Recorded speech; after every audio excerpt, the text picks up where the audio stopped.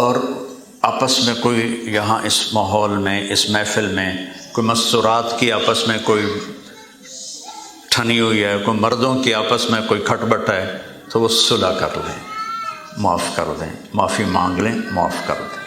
اللہ کہتا ہے الا تحبون ان یغفر اللہ لکم، مجھے تو کہتے ہو کہ ہمیں معاف کر، تو تم بھی تو معاف کرو اپنے ساتھیوں کو، ایک دوسرے کو معاف کریں۔ اللہ معافی کو بہت پسند کرتا ہے۔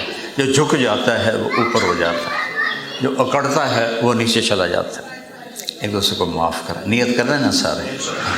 اور بھائیو، جو آپ لوگ کوئی تاجر بیٹھے ہیں، کوئی دکاندار بیٹھے ہیں، تو حلال چیزوں کا کام کرو، حرام نہ کرو، شراب نہ بیچو، سارا رزق حرام ہو جائے گا۔ اللہ حلال میں آپ کو اتنا دے گا، اپنے بچوں کا فکر نہ کرو، وہ یہاں رزق لے کے آتے ہیں، یہاں لکھا ہوتا ہے، تو ان کا فکر نہ کرو، حلال کماؤ۔ حلال کمانا میرے نبی کا فرمان ہے۔ میں آخر میں ایک حدیث سناتا ہوں، حلال کماؤ، حرام نہ کماؤ، تو اللہ آپ کے رزق میں برکت دے گا، بڑھائے گا، آپ کی نسلیں پاکیزہ لقمہ کھائیں گی تو پاکیزہ زندگی والے بنیں گے۔ حرام سے جو جسم پلتا ہے وہ گندگی کی طرف چلا جاتا ہے۔ ایک حدیث آخر میں سناتا ہوں، میرے نبی نے کہا 4 کام کر لو، غور سے سننا، ساری مستورات بھی مرد۔ میرے نبی نے کہا 4 کام کر لو، دنیا بھی تمہاری ہے، آخرت بھی تمہاری ہے۔ صرف 4 کام۔ صدق و حدیث، ہمیشہ سچ بولنا، کبھی جھوٹ نہ بولنا۔ دوسرا فرمایا حفظ امانت، کبھی کسی کو دھوکہ نہ دینا۔ یہ میں آپ سب سے کہتا ہوں، اس ملک میں آپ آئے ہیں، جن کو پاسپورٹ ملے ہیں ان کو یہاں کے سارے حقوق ملے ہیں۔ آپ کسی اسلامی ملک میں چلے جائیں، پوری زندگی گزار دیں، آپ کو پاسپورٹ نہیں دیں گے۔ ساری زندگی آپ وہ یہ ہمارے جو بھائی عرب ملکوں میں رہتے ہیں، اقامہ، بھائی یہ پردیسی ہے، پھر اس کے ساتھ حقارت کا سلوک ہوتا ہے، یہ اجنبی کو اس کا اجنبی ہے، یہ اجنبی ہے۔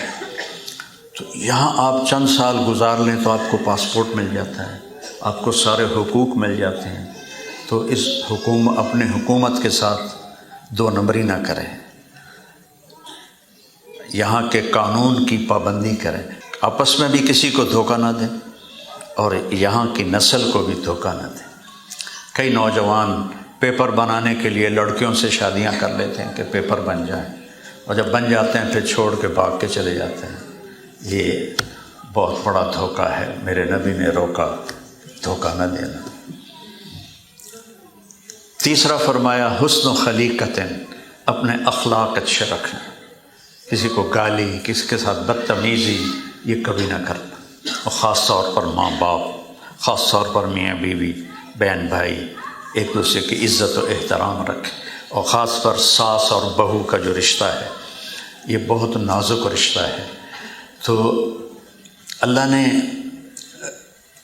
آنے والی بچی کے ذمے نہیں کیا کہ وہ ساس اور سسر کی خدمت کرے، وہ کرے تو اس کی نیکی ہے، کرنا چاہیے، لیکن وہ ذمہ دار ہے اس لڑکے کی جس کے ساتھ وہ بیاہی گئی ہے، اس کے ذمے اس لڑکے کی خدمت بھی ہے، سب کچھ ہے۔ باقیوں کے لیے وہ کرے تو اس کی نیکی ہے، نہ کرے تو وہ مجرم نہیں ہے، نافرمان نہیں ہے۔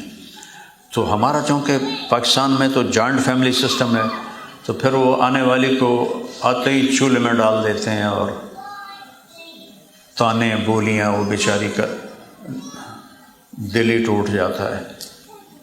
آپ دیکھو جو ڈائی ہوتی ہے نا، جس میں چیز بنتی ہے، جتنی چیز قیمتی ہوتی ہے اس سے قیمتی ڈائی ہوتی ہے۔ قیمتی گاڑی جس ڈائی میں ڈھلتی ہے وہ ڈائی اس گاڑی سے بھی قیمتی ہوتی ہے، اگر اس میں کریک آ جائے نا تو وہ ڈائی تبدیل کر دیتے ہیں۔ ٹھیک ہے نا میری بات؟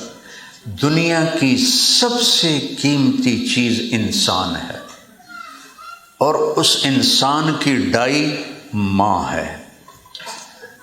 جب اس بچے کے ساتھ برا سلوک ہوتا ہے، تانے طنز ہوتے ہیں، تو اس کی ڈائی میں کریک آ جاتے ہیں، وہ کریک اس بچے پہ اثر انداز ہوتے ہیں. بچے پیدائشی ڈپریشن کے مریض ہوتے ہیں، اینزائٹی کے مریض ہوتے ہیں کہ تانے سن سن کر. میں ایک جگہ پڑھ رہا تھا کہ یہودیوں میں کوئی لڑکی حاملہ ہو جائے تو اس کے سامنے کوئی نیگیٹو بات نہیں کی جاتی، کوئی سگریٹ نہیں پی سکتا، کوئی نیگیٹو بات نہیں کر سکتا کہ بچے تک کسی بھی نیگیٹو چیز کا اثر نہ پہنچے غیر مسلم ہو کر. ہمیں تو اپنے نبی کی زندگی سامنے ہے. تو آپ نے کہا یہ میرے جو مدینے کے ساتھی ہیں نا، یہ بہت اعلیٰ لوگ ہیں. سننا ذرا، یہ جو میرے مدینے کے ساتھی ہیں صحابہ، یہ بہت اعلیٰ لوگ ہیں. کس بات پر؟ کہ یہ جب کسی کی بیٹی کو شادی کر کے لاتے ہیں تو اس کو محسوس ہی نہیں ہونے دیتے کہ ماں باپ کے گھر میں ہے یا سسرال کے گھر میں ہے. اتنا اچھا سلوک کرتے. تو تیسری چیز ہے اخلاق اچھا. چوتھا ہے رزق حلال، حلال کماؤ. حرام دیکھنے میں زیادہ ہوتا ہے، آخر میں فقر و فاقہ ہوتا ہے. حلال کماؤ. اللہ تعالیٰ نے میرے نبی کا فرمان ہے، جو صبح سے شام تک حلال کمانے میں تھک جاتا ہے اس کے اس دن کے سارے گناہ معاف ہو جاتے ہیں. کیا مزے کی بات. اور ایک صحابی بیٹھے تھے سعد بن معاذ، ان کے ہاتھوں پہ نظر پڑی تو اس پر وہ نشان تھے گلٹیاں جو مزدوروں کی ہوتی ہیں. تو آپ نے کہا سعد یہ گلٹیاں کیسی ہیں؟ کہ یا رسول اللہ بچوں کے لیے روزی کماتا ہوں، باغ میں کسی چلاتا ہوں، تو اس سے یہ نشان پڑ گیا. تو آپ نے یہاں سے ہاتھ پکڑا، دیکھ رہے ہو سارے، اور ایسے پہلے سب کو دکھایا اور پھر یوں اس کو چوما ان گلٹیوں کو، اور پھر فرمایا حلال کماتے ہوئے جو ہاتھ ایسے ہو جاتا ہے اس پہ دوزخ کی آگ حرام ہو جاتی. ہماری تو کمائی کاروبار بھی جنت کا راستہ ہے. تو سارے بہن بھائی اس کی نیت کریں، اپنے بچوں کو ٹائم دیں، اپنے بچوں کو ڈانٹ ڈپٹ نہ کریں، محبت دیں. جب وہ معصوم ہوتا ہے تو ادھر سے چوم رہی، ادھر میرا لال، میرا چاند، میرا فلانا، میرا فلانا. یا تھوڑا جا وہ شرارتوں میں آتا تھا، ایدو تھپڑ تھا، ایدو تھپڑ. وہاں میرے نال بڑی کی پتہ نہیں، پہلے تو میں بڑا وی آئی پی آؤں تو ہوں میں تھپڑ پہ رہے ہیں، کدی ایدوں کدی ایدوں. تو یہ کام نہیں کرنا. بچوں کو مارنا نہیں ہے اور نہ ہی ان کو ڈانٹنا ہے، ان کو محبت سے سمجھانا ہے. اب میں نے کتنی آسان مثال دی. بلوٹوتھ آن نہ ہو تو ڈیٹا شفٹ ہوگا؟ تو اپنے بچوں کو بلوٹوتھ آن کر دیں، سارا ڈیٹا شفٹ ہو جائے.